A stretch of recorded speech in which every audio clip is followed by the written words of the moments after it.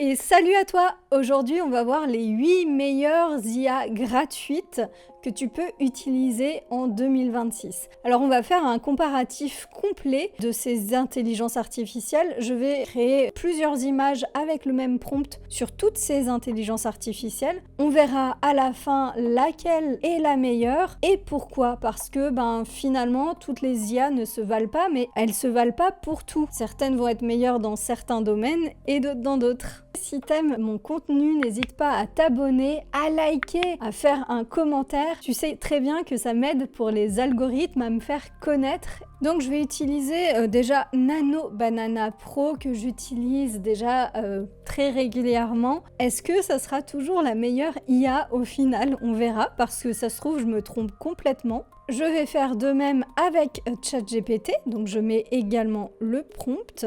Et j'envoie. Adobe Firefly également. Alors là, tu vois qu'il utilise aussi Nano Banana, mais on va utiliser plutôt leur version à eux. On va utiliser également Ideogram, qui est franchement pas mal, mais on verra s'il gagne ou pas. Tu as également l'IA Recraft, que je te conseille aussi, qui est franchement pas mal. Tu as Microsoft Designer, on va voir ce qu'il vaut. Et on a le fameux Leonardo, on va voir aussi ce qu'il vaut. Alors là, on a Nano Banana, donc la première image qui a été générée. Donc je lui avais demandé un style un petit peu de digital painting et comme tu peux le voir, il respecte plutôt bien mon prompt. Donc c'était dans une forêt et la personne trouvait des ruines anciennes. Là, ChatGPT, tu vois, c'est un peu le même style en termes de couleurs, etc. Donc il a bien respecté le prompt aussi. Par contre, moi, il y a quelque chose qui me gêne très fortement et que tout le monde ne voit pas. C'est pour ça que moi, ça me surprend parce que moi, je le vois directement. C'est qu'il y a une sorte de pattern dans les images de ChatGPT. On voit que ça se répète. Voilà, donc Firefly n'a pas respecté mon prompt dans le sens format. Il fallait le noter, cliquer pour dire quel format on voulait. Donc ça ne respecte pas exactement le prompt et en plus de ça, clairement, personnellement, j'aime pas du tout. Ideogram m'a proposé 4 images différentes. Elles font assez naturelles dans le sens où on dirait vraiment que c'est quelqu'un qui a peint. Ça fait beaucoup moins IA, je trouve, que les autres, mais elles sont un petit peu moins catchy à mon sens. J'aime beaucoup ce qu'a fait Recraft. Je crois que c'est ma préférée pour l'instant. Et voilà. C'est du carré, ça n'a pas respecté ce que je voulais, il faut noter à la main, etc. C'est un petit peu comme Firefly. Moi, j'ai du mal avec les outils qui simplifient tout parce que du coup, ils respectent moins le prompt quand on met la taille de l'image. Leonardo n'a pas respecté mon prompt non plus, mais j'avoue que le style, il me plaît beaucoup.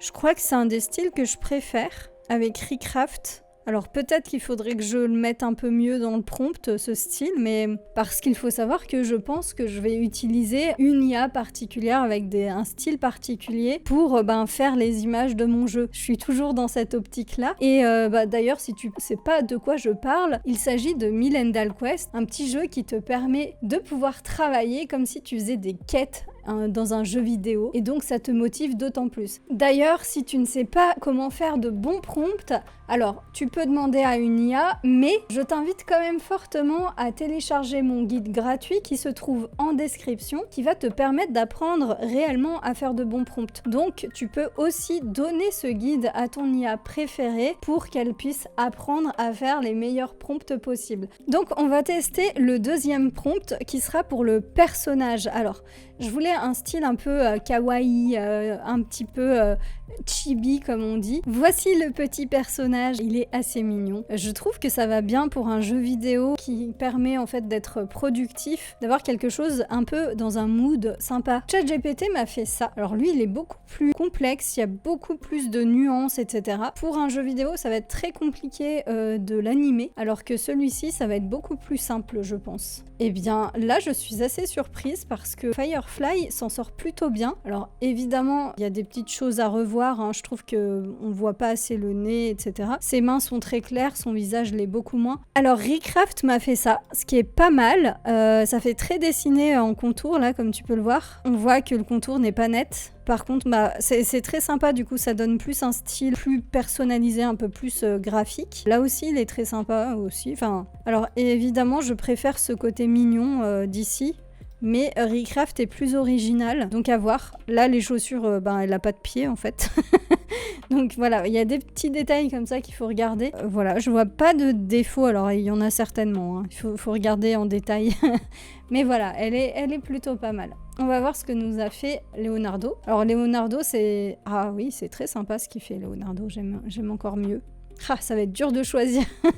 Voilà, après, à toi de me dire en commentaire, puisque en fait, le jeu, je suis en train de le créer. Donc, si tu trouves qu'un des personnages, paysages ou autres te plaît plus que les autres, n'hésite surtout pas à me le dire en commentaire. Donc là, l'interface, j'ai fait quelque chose un peu dans un style Hearthstone, le jeu de cartes en ligne, là, je sais pas si tu vois. Et donc, ça pourrait bien correspondre avec le petit personnage un peu de style chibi, là. Et donc, je lui ai demandé de me faire des zones d'interface. Alors, il m'a fait une carte, mais il faudra que je précise dans le prompt un petit peu mieux, mais ce que je veux exactement. Mais le style me plaît beaucoup, franchement, c'est pas mal. Ensuite, alors là, on voit que ChatGPT, je suis mitigée parce que ChatGPT a toujours cette envie de complexifier tout. Il met trop de détails. Franchement, Leonardo s'en sort pas trop mal. Alors ça, on se demande ce que c'est, comme on voit que c'est de l'IA, malheureusement.